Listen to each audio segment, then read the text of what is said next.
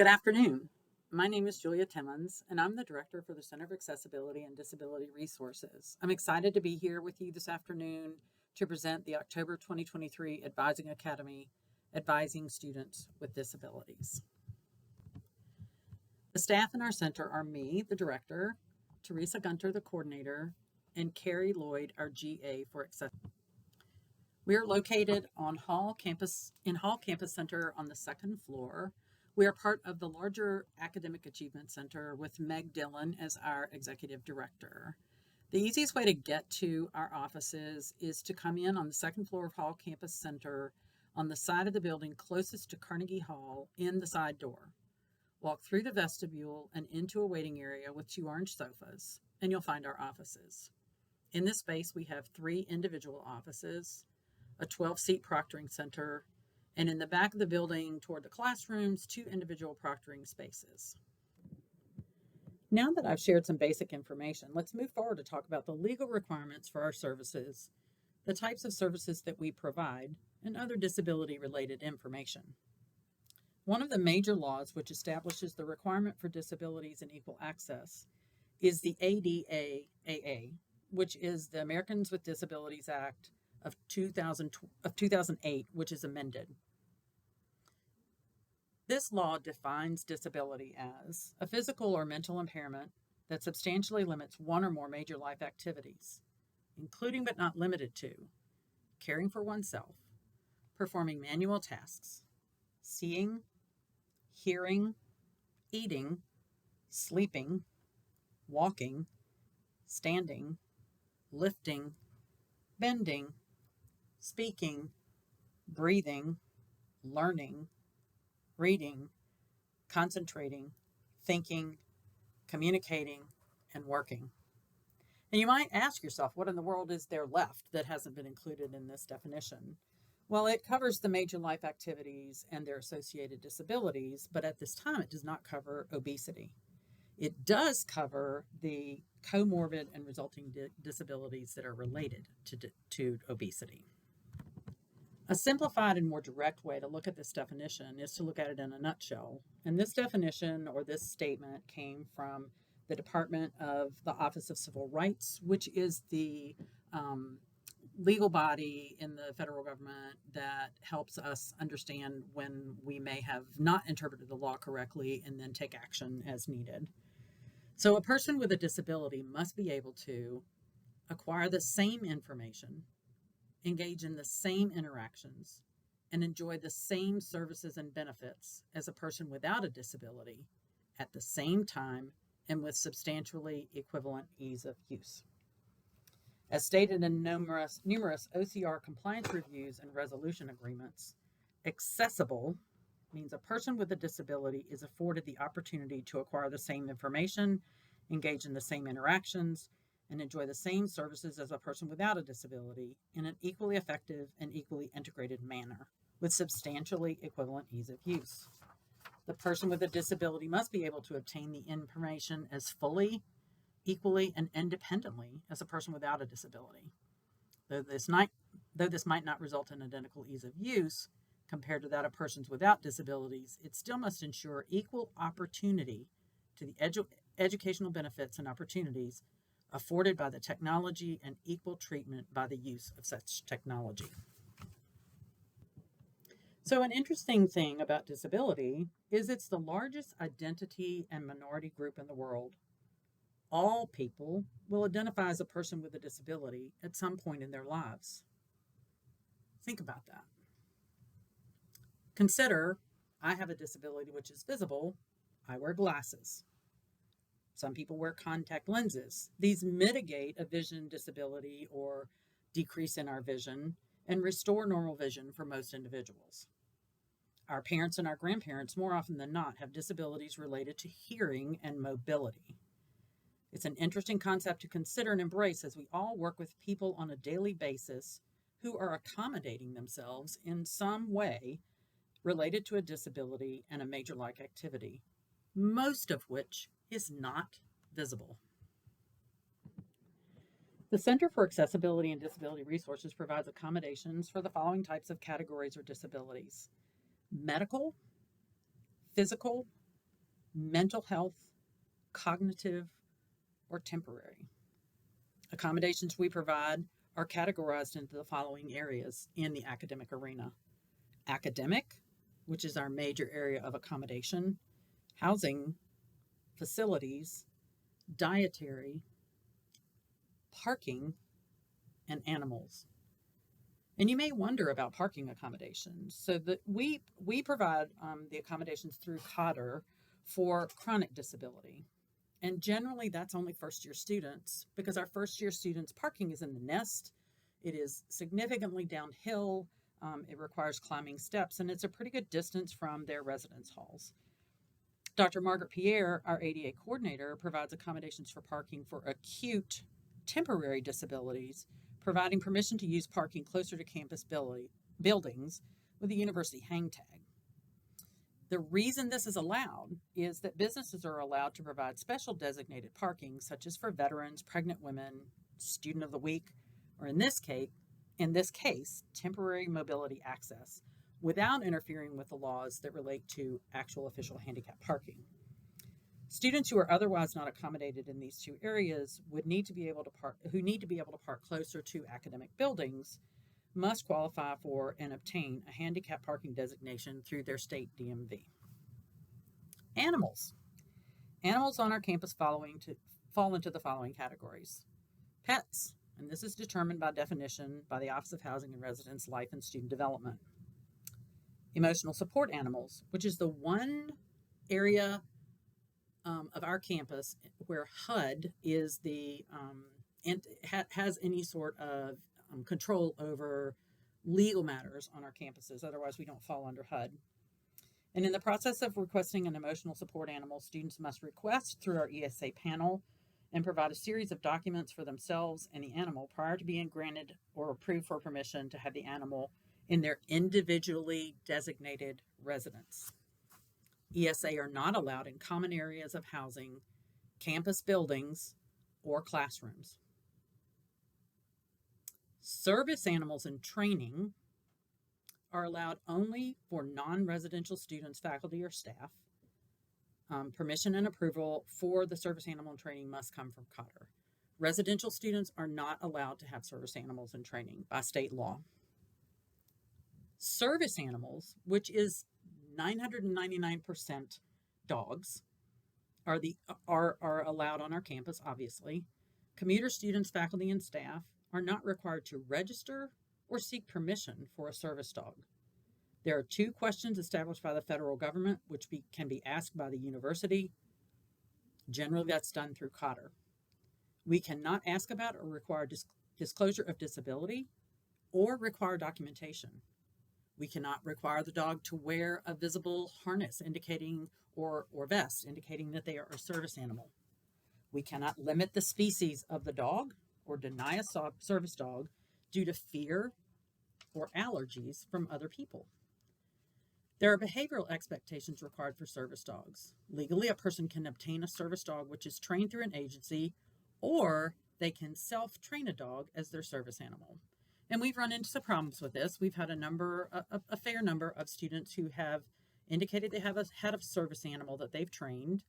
They have answered the questions with appropriate information, but the behavior of the animal shows that the training is not sufficient for that animal to legally exist in our environment. Generally speaking, we approve that animal and then deal with the behaviors afterwards. So we've had animals that barked a lot.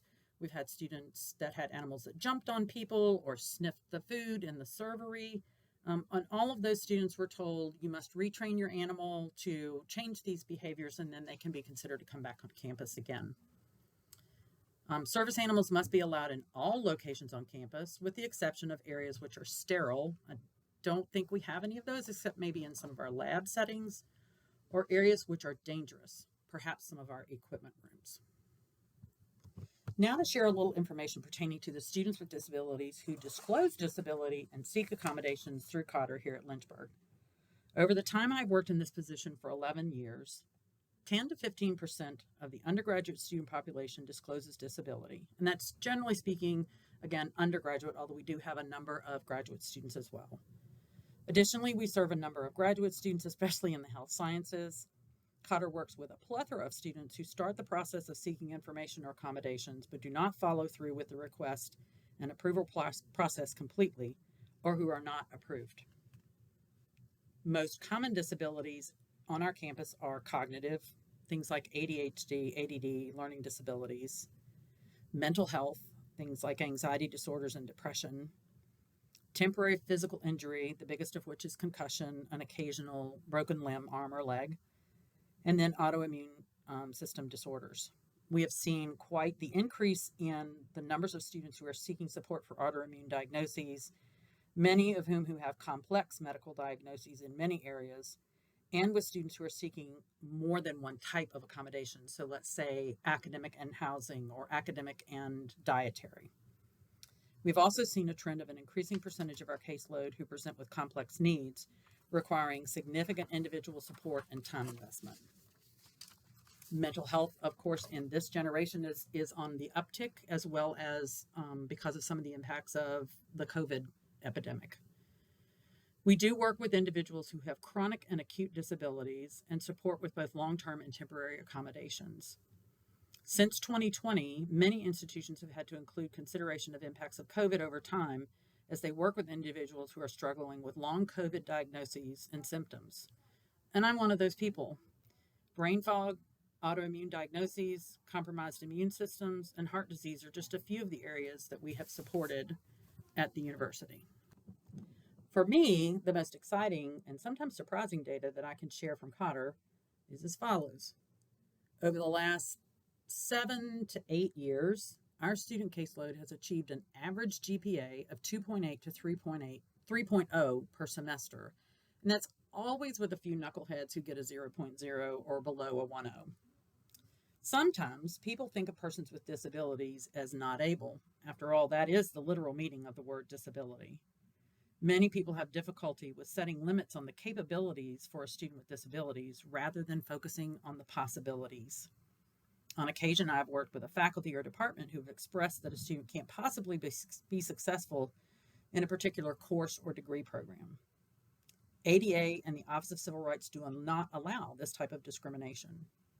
All students, with or without disability or accommodation, have the right to choose their course of study and courses, no matter what we think about it. Cotter's job is to provide accommodations for equal access to the courses, materials, facilities, and services of the university. Then, just as any student with or without a disability, a student has the choice or the same right to choose whether they work to succeed or not. All students have the right to choose what tools, methods, strategies, and efforts they apply to learning. And it has truly been amazing for me over my career in higher education to see the incredible effort that our students on our caseload put into learning, the majority of our students, as well as the success rate despite some very daunting challenges that they face. So Cotter is a resource on our campus for students, and it may surprise you, for faculty, and of course for the institution. We have some responsibilities, of course, in each area. We are supposed to identify reasonable accommodations, and we only work with students for accommodations. We do not work with faculty and staff. We have to locate alternative texts or different types of access to text material. We have to assist with exam and test proctoring. We hire student note takers for students who cannot take their own notes physically. We assist faculty and students as questions and concerns arise. We stay abreast of current trends, laws, and technologies as they relate to post-secondary education. We provide information and resources for student and faculty. We provide coaching and answering of questions and problem solving for students and faculty. We do work a bit with campus accessibility. The primary responsibility for that does lie with Margaret Pierre, Dr. Margaret Pierre.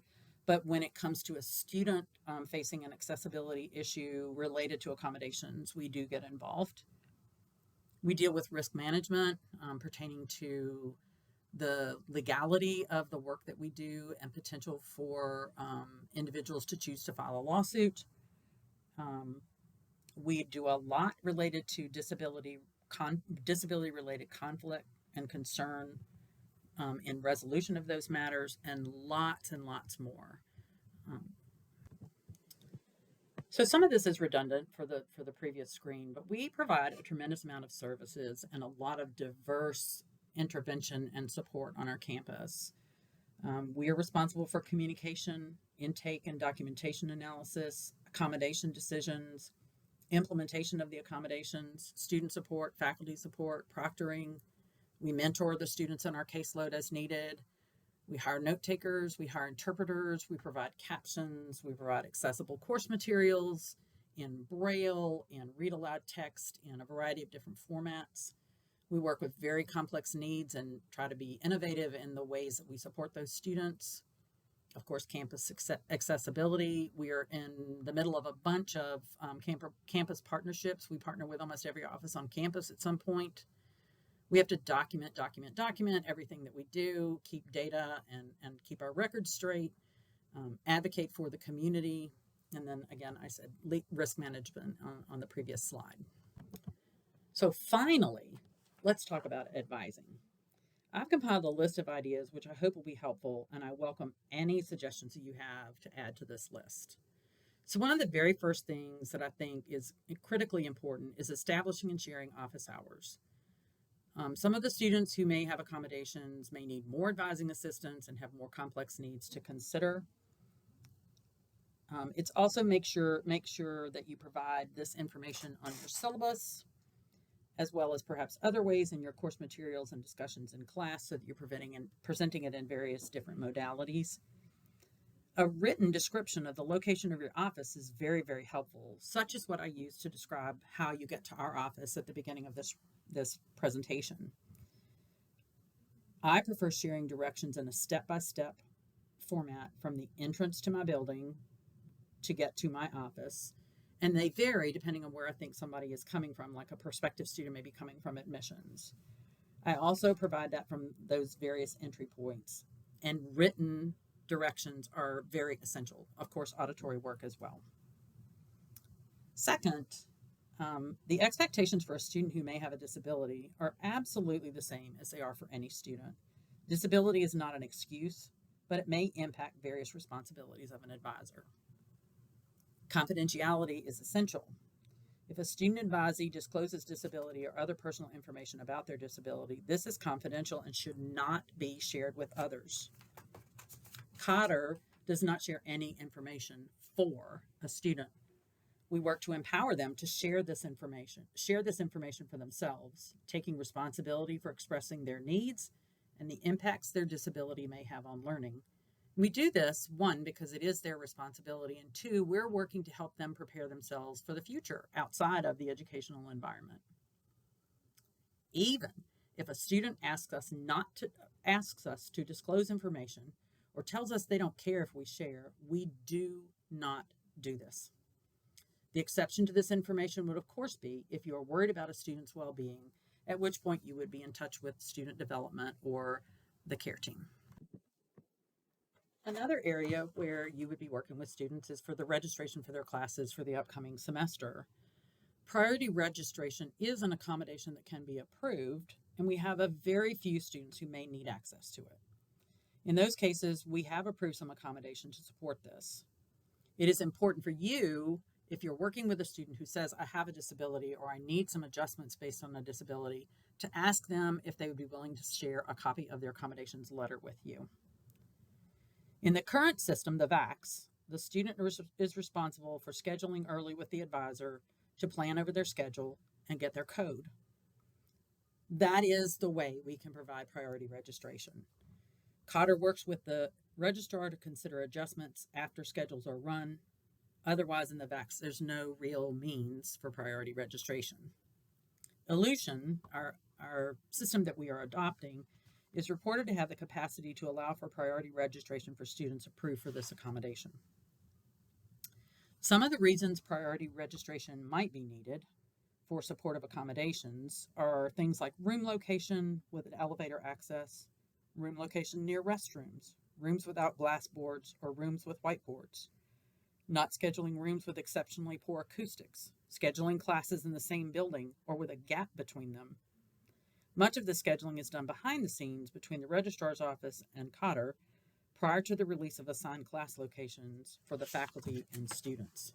But it is important for the advisor to recognize if a student expresses, I have difficulty walking in the short amount of time between classes from one building to the next and getting there on time, to do the best that you can to help them with that scheduling, recognizing that we have some limitations on our flexibility because we're small and we don't have huge numbers of sections of our upper level classes. Additionally, there are some things that we need to consider with schedules related to the impact of disability. So the impact of disability on concentration and focus over long sustained periods is certainly something that we need to consider.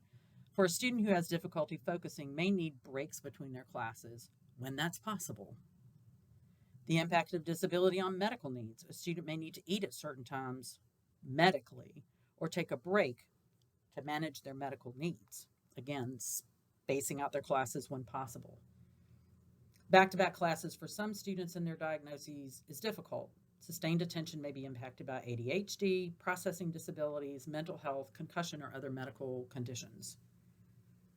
Morning classes. While obviously we cannot always avoid 8 o'clock classes, some students do have more difficulty with their disability early in the mornings. For instance, most students with diabetes have the greatest difficulty with their blood sugar balancing in the mornings.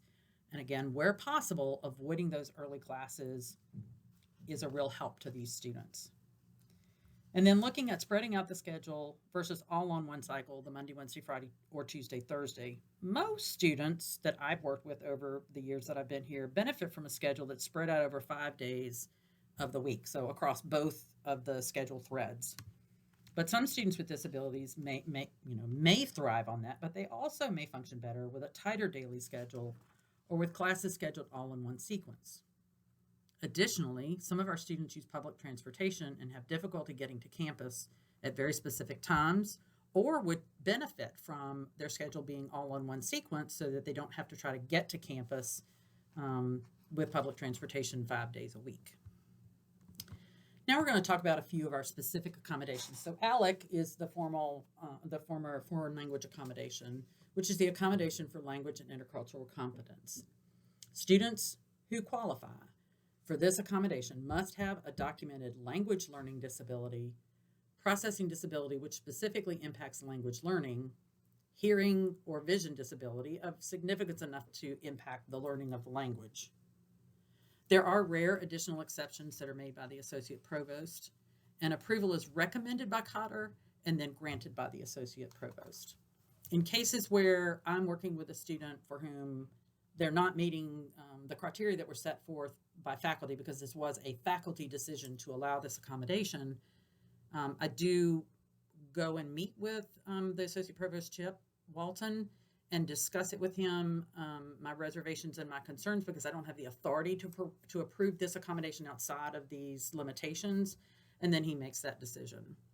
Again, this was historically, this was done before I came to campus, and it was a decision made by faculty to approve this accommodation for very specific criteria, because we knew that there were students who were coming to our campus who could be successful as a student with a learning disability. However, the language criteria or the language requirement in the general ed requirements at that time was going to be a barrier to graduation.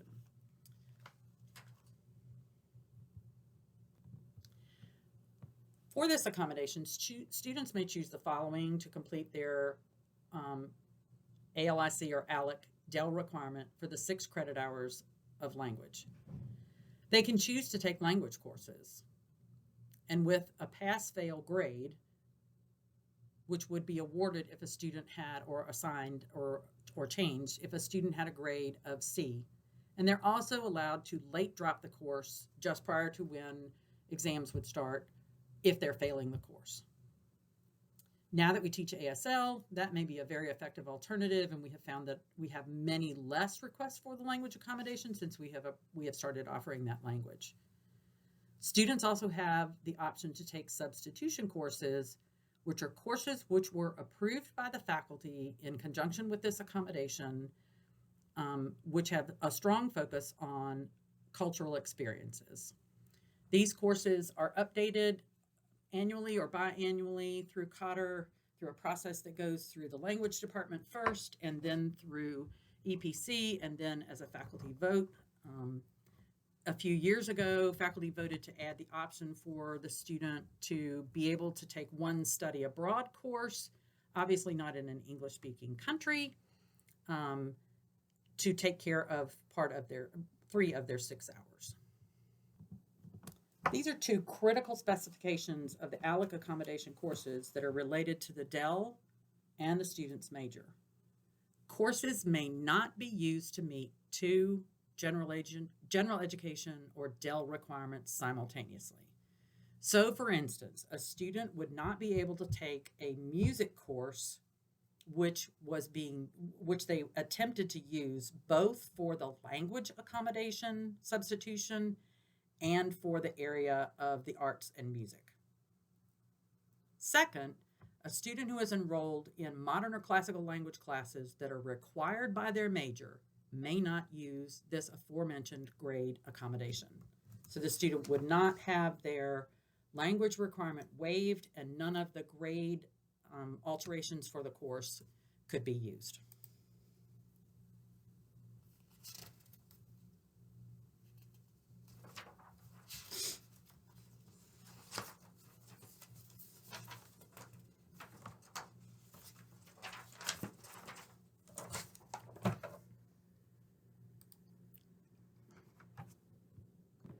The second curricular accommodation also approved by the faculty is the math accommodation. And it's similar to it operates in a way similar to the foreign language accommodation, except there are no substitution courses. So in a math course, if a student is unable to earn a C or better, yet pass the course, the quantitative reasoning course will be graded on a satisfactory basis. So I misspoke and said math. So if the student is taking a quantitative reading requirement course, the course can be graded on a satisfactory basis if the student gets a C minus or lower, a C or lower, and passes the course. And then after the 10-week withdrawal deadline, if the student determines they cannot pass the course successfully, the student must notify the director for the Center of Accessibility and Disability Resources no less than 3 business days prior to the start of the exam period for the semester, and a withdrawal from that course will be approved through Cotter and the Associate Provost. Some of this is a little bit repetitive, so I'm going to skip it. In consideration of courses, as I work with students, sometimes I will make a recommendation which they take to their advisor. I am not an advisor and I cannot advise, but I often refer students who have math learning disabilities or who have been approved for this accommodation to consider taking statistics for the quantitative reasoning requirement, because statistics is much less about math and much more about vocabulary. Additionally, when available, I suggest students take this course with Dr. Thomasy, as he has experience working with developmental math courses through teaching the developmental math for the teacher prep programs, and thus has perhaps a deeper understanding of some of the difficulties related to math and math learning and math disabilities. The next best option for students is liberal arts math. I do not recommend pre-calculus or calculus for a student who have a math learning disability. Now I want to focus on a couple of the disabilities that may impact you as an advisor and how you could consider the impact in your work with a student. So when we're talking about vision disabilities, they may be color blindness, vision loss, or blindness. And if a person is diagnosed with the disability of blindness, that doesn't necessarily mean that they see nothing. It means that they are legally blind or have very, very impaired vision. So one of the really good things for you to do is to become familiar with how the student accesses visual information and what adjustments need to be made for advising materials and information. So for instance, we've worked with a couple students through Cotter who are blind and who use screen readers to access electronic text. There's a lot of complicating factors with access to electronic text. It can be done made accessible very easily, and we can provide training for that. But when we start getting a little bit more complex and adding images, if the image doesn't have alt text, which is alternative text, then the reader just reads it as an image. Charts, diagrams, and things like that become much more complex. Simplifying the materials as much as possible, and working with our office to help you with that would be great. Obviously, providing the materials in an appropriate format. So we have some students who use read-write, which is able to read PDFs. We have a student who uses Speechify, which is really funky with any scan materials that have borders and fuzzy PDF. And then the last thing, and this works for students with hearing loss as well, is speak to the student the same manner as you would with any other. So a lot of our students that we've worked with who have low vision or who are blind talk about seeing things. They speak in terms of, this is how I see it. And we know they're not seeing it with their eyes, but it is, a way that they speak about how they're accessing materials. Course consideration. So again, the student has the right to choose their major and choose the courses. We have to consider the course pedagogy. We have to consider, so recently I was working with a student who is blind and uses a screen reader and was planning to take accounting, and I had very short notice. One, I have to learn how to do that. I don't know how to make spreadsheets that are used in the accounting classes accessible, and it's very, it's a high learning curve or a high mountain to climb and to learn that. Then I would have to train my staff. Then I would have to train the faculty. Potentially, a student would also have to have training. If there is any math involved, that requires a different type of reader to read that math in the proper sequences. And then we're ready to help prepare the materials for the course. So it requires quite a bit of time for preparation. The student had the option to continue and take the course regardless, but was very considerate of himself and us and decided to put that off for another semester. Any type of course materials does require considerable cooperative work between our office and the student to provide access to all materials. Faculty who are more technologically adept and more open-minded about the extra work that is required to make this work for the student are the best choices for faculty with the courses that you help the student enroll in. And that's certainly not saying anything negative about any faculty member. We do our very, very best to notify the faculty no less than 6 weeks prior to the term where the student who is blind or has a vision disability is going to be in their course whenever possible. It is critical for the advisor and the student to inform our office if any changes are made to a schedule once it's been set up, especially in the last 6 weeks prior to the beginning of the semester, because we're digging in, working on those courses, and may not even go back and look at the schedule, and suddenly might find ourselves a week before classes having done nothing for one of the students' courses. So let's switch gears to hearing loss or deafness. So again, just as blindness, a person who is deaf doesn't necessarily hear nothing, but their loss of hearing is significant enough that they require accommodations and support to be able to gather the same information a hearing person would be able to gather. So in one case, if a student has significant enough loss that they cannot gather that auditory information sufficiently enough to have the understanding of the language that's spoken, they may use ASL. Cotter will provide an interpreter anytime it is requested by a student. The university has the responsibility for providing an interpreter for all university-sponsored events that the student wishes to have an interpreter present for. It is really important, if you're meeting with a student in your office, to make sure that you have provided an appropriate location for the interpreter, forming a triangle between you and the student and the interpreter. And it is very important for you to speak at a pace that the interpreter can manage. And I have trouble with that sometimes because I speak too quickly. It's also important for you to speak to the student. You're not speaking to the interpreter. The interpreter is an accommodation, and should never be spoken to in lieu of talking directly to the student. Sometimes you might need to talk with the student and the interpreter to get things set up or to answer questions. But generally speaking, you are focused on the student, not the interpreter. And then it's important for you to provide copies of materials that you're going to use in an advisor meeting to the interpreter in advance, if possible, because they like to look it over and make sure that they're ready for that meeting.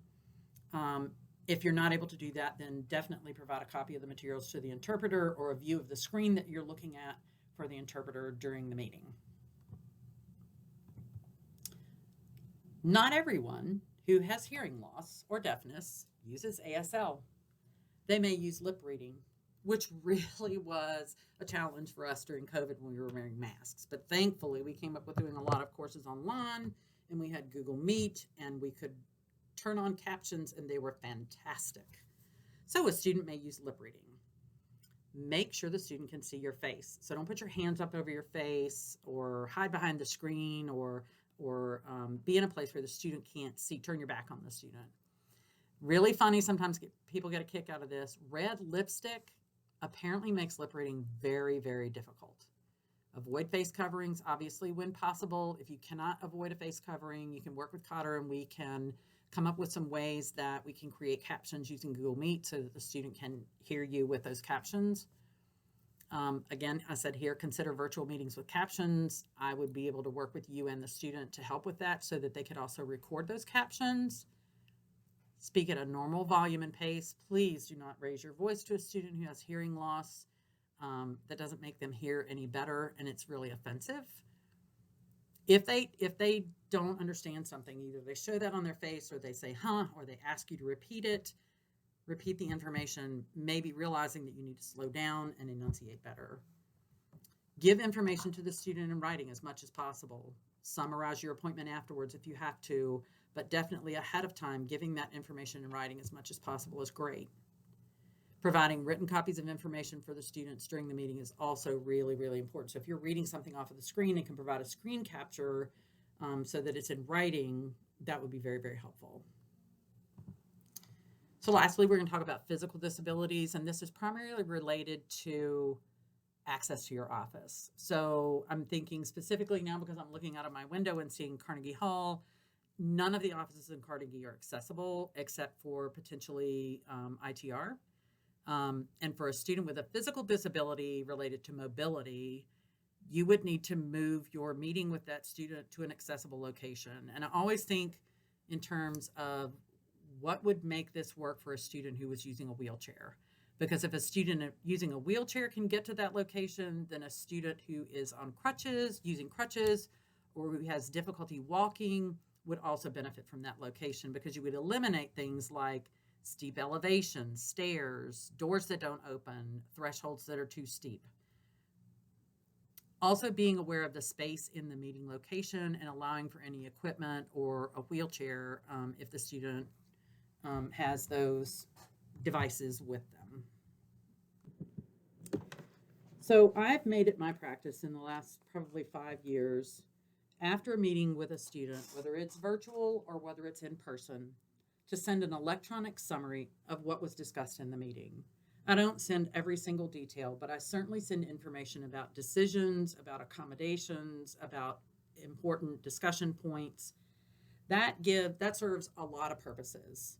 I do strongly advise that you send an electronic meeting summary of talking points to the student after your advising appointments. It only takes a few minutes, and it is an incredibly important asset to your advising work. One, it documents the information that you've discussed and the conversation. And that can be for purposes where we might need documentation, but it also helps for someone who has an auditory processing disorder, who is distractible, who has a hearing disability, or who just doesn't process auditory information as well as other modalities. Second, it provides a summary, which is a reference for both the advisor and the student. And sometimes I'll have students write back to me and say, I don't remember discussing that, or I think you've maybe mixed this up with something else, or because I do make mistakes. And so I appreciate students who let me know that. And it does also help a student manage new and challenging information, especially when we think about our first year students as they're coming in and we're advising them. Those students are taking in an enormous amount of new foreign information. And the more we give them that extra piece of having that in writing that they can refer back to for questions, the better we are helping those students. Not infrequently during the semester, the topic of what do I do if I feel a student has a disability or they tell me they have a disability, but they're not using your services. There are lots of different ways to approach this tactfully. So I'm sharing a few pointers. So never, ever, ever ask a student if they have a disability. So if it's apparent to you that there's something going on with a student that seems like it might be disability related, or you see it, you don't want to ask the student about their disability. But it is important to realize that a student's disability may impact various advising decisions that we've talked about previously. We do strongly encourage students to disclose their disability with advisors and share a copy of their accommodations letter, but we can't make them, and there's no way within our system for us to be able to automate that letter to be sent to advisors. I'm hoping it's going to be a feature in the future. So whether you're teaching or whether you're advising, if you feel a student may need support through Cotter, ask their permission to refer them to our office. Then send an introductory email to me as the director and copy the student. You don't need to explain a lot, especially if you don't really know if the student has a disability. But if the student has disclosed to you, then sharing that information is very helpful. From there, I'm going to communicate. I'm going to thank you, and then I'm going to communicate directly with the student and leave you out of the communication from that point on, because again, it's confidential information. And even if you ask me, hey, has the student contacted you? I can't answer that question because it's disclosing, again, confidential information. You're kind of leaving it in the hands of the student to make that decision. So it's also not appropriate for you to go back and say, hey, have you been in touch with Julia? And then the other way that you can refer a student is if you are concerned about other things like behavior or mental health or disruption in the classroom or really challenging issues with focus, really poor grades. It's always a possibility for you to refer that student to one of the advisors in the Academic Achievement Center, to Meg, or to the care team as you are concerned about support for that student. Or, of course, you can do an early alert. So the last thing that I'm going to talk about is the accommodations that we've started using in the last few years, which are called consideration accommodations. And they're a hot topic, and they're generally not necessarily part of advising. But you do work with students who may be approved for these accommodations in the classroom, and the topic may come up in an advising meeting. So I wanted to explain this a little bit. Consideration accommodations are unlike any other accommodation that we provide. We have established consideration for assignment extensions, attendance extensions, remote learning, and rescheduling of assessments. And please don't misinterpret what remote learning means. That's a topic for another discussion. Because all of these involve areas which may be related to course requirements, course objectives, course policy, course delivery, and academic freedom, they are considered, not mandated, on a case-by-case basis for each student, course, faculty, section, and semester. Cotter as the ADA expert, or me, usually in this case, and faculty as the content and course expert, work together to determine if the implementation and requested use of whatever the student requests in, let's say, an assignment extension area, is reasonable in that individual situation. And then we establish terms together for what will be allowed. Very clear written terms. The interactive discussion is required by the Office of Civil Rights to occur between Cotter and the faculty. It is not laid on the student to have this discussion. Cotter and the faculty are responsible for that interactive discussion, and the terms of the agreement are sent to the student after that meeting and copied to the faculty. For students with chronic situations, so recurring situations that may happen throughout a semester repeatedly, We may plan proactively with a faculty member at the beginning of the semester. So some of these students are students that have very chronic medical or mental health diagnoses for which there's significant impact on these areas in which we're providing the consideration accommodations. And this could also impact you as an advisor. So in the live presentation of this workshop, we did offer a question and answer time, and there were some lovely discussions that we had, some of them related to advising and some of them relating to teaching. I welcome your contact and your questions, your feedback, suggestions, added information. If you come up with something else that you think of as an advisor that you think related to students with disabilities, of course, that you think would be helpful for me to add to this presentation, I would love to know that so that I can build this presentation out in the future. And I have enjoyed working with this today and hope that you find the information that I've shared to be beneficial. It's a great day to be a Hornet.